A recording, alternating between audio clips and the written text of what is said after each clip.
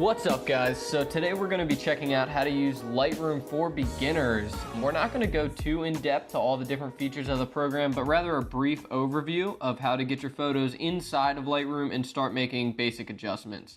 So let's jump right into it. Let's open up Lightroom. And if this is your first time using Lightroom, you will probably be prompted to create a new catalog. A catalog is basically what I have here. It's just a collection of the photos that you're going to be working with. If you need to create a new catalog, you can go up here to File, click New Catalog, name it whatever you want, and save it. I have mine saved to Pictures just to make things easier for finding it. Okay, so now we have our new catalog and we're ready to get our photos inside of Lightroom to start editing. What we're going to do is we're going to come down here to the bottom left corner and click Import. So this will bring you to this screen, and over here in the left you have your connected sources. Right now I only have one of my memory cards plugged in and my hard drive. So if your photos are stored on your hard drive, you can find them wherever you have them here. For this, we're going to be using the ones off my memory card. So I'm going to let these load up real quick, and the photos we're going to be working with today are down here. So by default, all of these will be selected. If you want to have just certain photos selected, you can do uncheck all and then come up here and highlight the ones you'd like to bring in, check them, and then click import. So now we have all our photos inside of Lightroom and we're ready to start editing. After you import, everything will be here in the library module. This is kind of an overview of all the pictures that you have in here.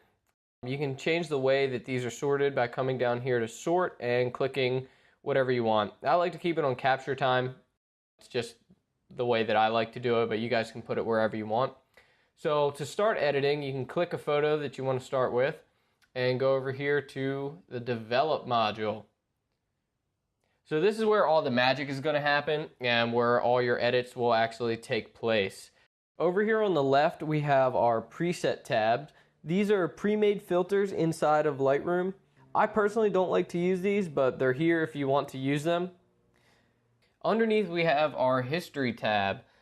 Anything you do to your photo will appear here. If you don't like a step you took, you can press Command Z or just go back and click through your previous steps here. On the right hand side of the screen we have our basic adjustments. Alright, so first and foremost you have your color temperature up here. You can play with these sliders to get the right white balance. You can also scroll through this menu and they have different presets available. Or you can click this eyedropper right here and click a white point in your image to balance out your color temperature. I like this, but I think it's a little bit cool, so I'm just going to bump this over a little bit warmer than it was. So next we have our exposure slider. This basically controls the lightness or darkness of our image. For this image, I'm going to pull it up just a touch. These highlights are already blown out, but I'm going to try and minimize that as much as I can. Contrast, you can pull this down or up to add contrast depending on your liking. I'll give this a tiny bump, but I don't think it really needs too much. So next we have highlights and shadows. You can pull this down to recover a little bit of detail in your highlights or pull it up if you want them to be brighter. For this image, I'm going to pull it down just a little bit to try and bring back some detail here. Same thing with our shadows. This is going to control the darks of the image. We can bring this up to get back some detail in some of the darker areas of the image, or we can bring this down if we wanted to make those darker. For this, I'm going to pull this up just a tiny bit, get a little bit of lost detail in these trees and this outfit here. So next we have the white and black sliders right here. You can pull this up or down, and that will take the whitest parts of your image and either make it brighter or darker depending on what you choose. Same thing for the blacks, but with the darker parts of the image, you can pull this up to globally pull all your blacks up, or you can pull this down to bring the darkest parts of the image down more. For this, I'm going to leave that about just a little bit darker than where it was, just to kind of add some more contrast. So next we have our clarity, vibrance, and saturation. So clarity is basically the definition of the image. Slide this all the way up. You can see it kind of gives it this grungy look to it. And if we pull it all the way down, it really washes out a lot of this detail and makes things kind of blurry and dreamy like. I don't like to use clarity too much. I see a lot of beginners have the tendency to drag their clarity slider way up too high, and it gives it this weird look to it. If you're going to use clarity, I suggest only using it to about 20 or so, just to add a small punch to some of the lines here and make it a little bit sharper, but nothing too crazy. Vibrance and saturation, personally, I like to use vibrance as opposed to saturation. If I pull this vibrance slider up just a little bit, you can see it adds some more yellow, sunny color to really the midtones, whereas saturation is just kind of everything, and it makes the image look way too saturated and way too colorful, like you're trying to boost the colors too much. So I like to pull this up just a tiny bit, just to get a little bit more detail in there, and that looks good to me. So from that little adjustment we did right there, we can check the before and after by pressing the backslash key and check out the before and after of our photo. So that's just from our basic adjustments we did right there. We took it from sort of underexposed and not much really going on to a little bit more colorful, and the image kind of comes to life. Okay, so next we have the tone curve. The tone curve is really cool because it allows us to manipulate the contrast of our image with a lot more control than the slider in the basics tab. So you can just pull these around a little bit and see what looks good. You can also edit color channels directly by selecting the red, green, or blue under the channel tab. Next we have the HSL tab. This is basically your hue, saturation, and luminance of the image. You can pull this around if you wanted to change the colors of the image at all. I like the colors where they were, so we're not really going to play too much with this today. Okay, next we have our HSL tab here. This is going to control our hue, saturation, and luminance of each color.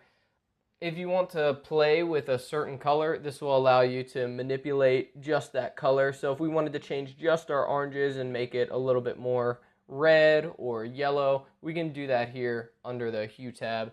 Saturation controls the amount of that color. So if you wanted to add more of a certain color, you can just pull that color way up. Or if you wanted to get rid of a color, you can just pull that way down. Okay, so next we have our split toning tab here. This will allow you to push certain colors in just the highlights and just the shadows if you wanted to get a cool duotone look. So if you wanted to add, let's say, blue to your shadows, you could bring this slider over to the blues, bump up the saturation so you can see it, and let's say if you wanted to add orange in the highlights, you could pull this to the orange, bump up the saturation on that, and scroll through and see what you like. We're not going to do this today for our image, so I'm just going to click this button right here, which will turn the split toning off and bring our image back to how it was before. Next we have the detail tab, which will allow you to sharpen your image as well as reduce noise if needed. I don't think we need it for this, so we're going to skip over that. Lens correction, you can correct your profiles here by just clicking remove chromatic aberration, enable profile corrections. And if you enable profile corrections, you can see Lightroom adapts to what lens you were using. I was using the Sigma 35, so it corrects for any lens distortions. Okay, next we have our transform tab. From here you'll be able to rotate and scale your image if you need to. If you're photographing buildings, you can also change the perspective here as well. We don't need to do that for our photo today, so I'm just going to turn this off. Next we have our effects tab. This is mainly for vignetting, so we can add a white vignette or a black vignette by pulling this slider. You can adjust the midpoint, feather, and all other characteristics of it in here as well. We also have the dehaze slider here, which is really useful if you have a foggy photo and want to get rid of the fog. You can slide this up to get rid of that. Or if you have a clear photo and want to make it look a little bit more hazy, you can just pull this down and it adds sort of a washed over effect to it. Next we have our camera calibration tab. This is the way that the camera perceives color. So if you pull these in any direction, it will change the entire look of your image. So that basically sums up all these different menus here. Up top here we have our crop tool, we have our clone stamp and healing brush, red eye correction, which I don't ever use, gradient masks, radial masks, as well as the brush tool. Gradient mask and the radial mask tool are really handy if you only wanted to adjust part of an image rather than the whole thing. So if we select this gradient mask, we can draw in a little adjustment here, and I'll bring this to neutral. And so if we wanted to add maybe a burst of sun coming into our subject's left here, we can pull up the exposure on just the side of him and can adjust the temperature as well too. So if there's a certain part of your image you want to manipulate without damaging the rest, you can use these masks right here. And when you're done, you can click close, or I don't like it, so I'm just going to hit delete. Okay, so once you have your photo done and you've made all the adjustments, you're satisfied with how it looks, we're going to come down here, click our image or images we want to export, and scroll down to export. And from here, you'll be able to select where you want it to go. I like to keep mine on my hard drive, right at the desktop. Don't need to name it anything important. I like to keep my quality all the way up, and I don't really touch this stuff too much. Make sure image sizing is unchecked if you want your best resolution, and you can go ahead and click export. There you have it, guys. That was how to use Lightroom for beginners. If you have any questions or anything I missed in this tutorial you'd like to see, please leave it in a comment below. If this video helped you guys out, be sure to like and subscribe for more content. Peace.